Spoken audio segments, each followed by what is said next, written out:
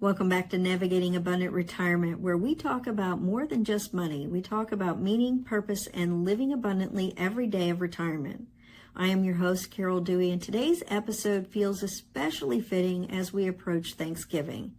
You've heard me say before that abundance isn't a number, it's a mindset. And that's never truer than right now, when gratitude takes center stage. Today we're going to talk about what I call the gratitude portfolio, the wealth you already have. This isn't about your investment accounts or your net worth statement. It's about recognizing the invisible assets that bring you peace, joy, and purpose, the kind that no market fluctuation can touch. Because when we measure wealth only by dollars, we miss the deeper kind, the kind that can't be taxed, lost, or taken. So let's talk about how to build your gratitude portfolio and how it can help you live not just a successful retirement, but a significant one. Here's the paradox of gratitude. The more you appreciate what you already have, the more abundant your life feels, even if nothing changes financially. Gratitude doesn't increase your income, it increases your awareness. Think about it. Two retirees could have identical portfolios, but one feels stressed about every market drop while the other feels peaceful and confident. The difference isn't math, it's mindset. One focuses on what's missing, the other focuses on what's present. Now, don't misunderstand me. Gratitude isn't a substitute for planning, but it is the foundation for making better decisions.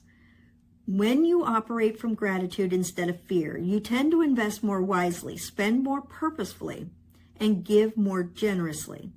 Because gratitude creates clarity, and clarity creates confidence. That's the power of your gratitude portfolio. So what's in your gratitude portfolio? I like to think of it in 4 asset classes, not financial ones, but life ones. The asset number 1 is relationships. The people who love you, support you, and challenge you to grow. Whether it's family, friends, or community, these are the dividends that compound through connection. Ask yourself, am I investing enough time and attention into the relationships that matter most? Sometimes the best return on investment isn't in the market. It's in a phone call or a visit or an act of forgiveness that brings peace to your heart. Asset number 2 is health. You can't enjoy wealth without health. I often tell clients your financial plan can protect your future, but your physical and emotional health is your future. The gratitude practice here is simple. Every morning, thank your body for what it can still do. Whether it's walking, gardening, or simply breathing deeply, it's all a form of abundance. And if you're facing health challenges, remember that gratitude isn't about denying pain, it's about finding peace and progress. Asset number 3 is time. Time is the most limited currency we have, and yet it's the one we most easily waste. We spend years accumulating assets only to forget that time is the one thing we can't earn back. Gratitude reframes time as a gift, not a guarantee.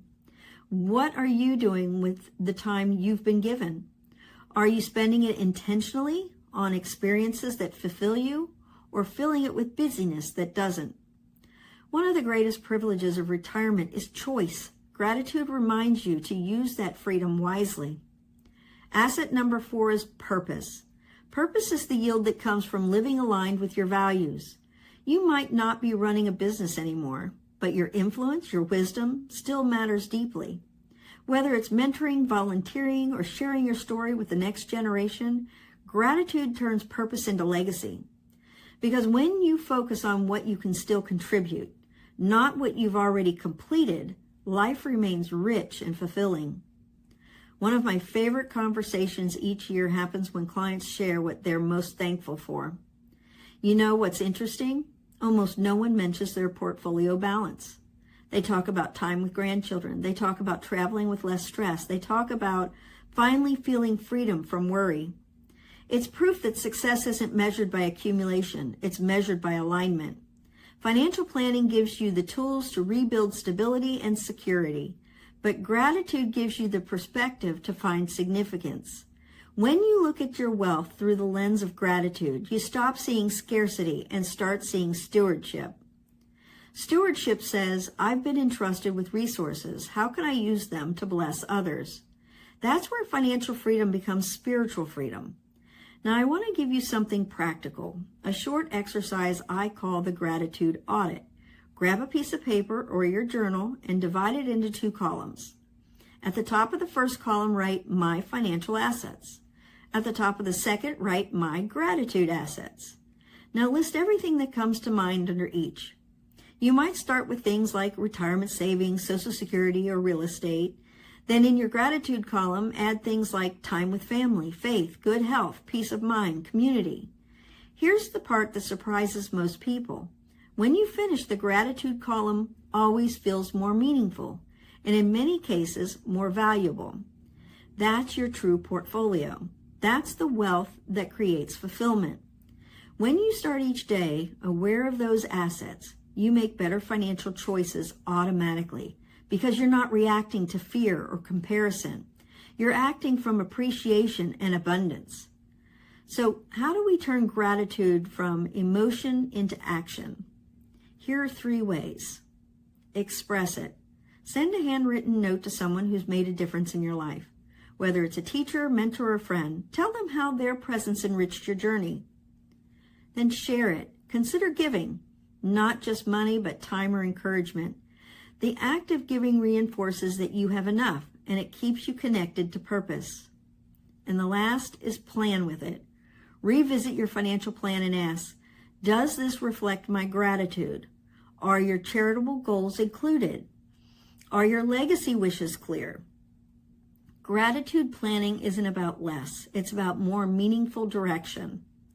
As we celebrate Thanksgiving, I want to leave you with this thought. Gratitude is the antidote to fear. It's impossible to be grateful and anxious in the same moment. So when markets fluctuate or headlines feel uncertain, take a breath and remind yourself, I am wealthy, not just in what I have, but in what I value. True abundance isn't about escaping challenges. It's about facing them with perspective. When you cultivate gratitude, you become grounded in what truly matters. You make wiser choices, you spend with joy, you live with peace. And that's what I want for you, to live every day of your retirement with confidence, contentment, and gratitude. Thank you for joining me for today's Navigating Abundant Retirement. As you gather with family and friends this Thanksgiving, I hope you'll take a few minutes to review your gratitude portfolio, the wealth that can't be measured in dollars. And if you'd like a little help bringing that same peace of mind to your financial life, download our Lifestyle and Legacy Reflection Guide or schedule a conversation. We'll help you align your finances with your values so your plan reflects the abundance you already live every day.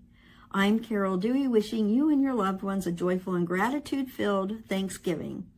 Remember, abundance isn't what you have, it's how well you live with what you've been given. Happy Thanksgiving, everyone.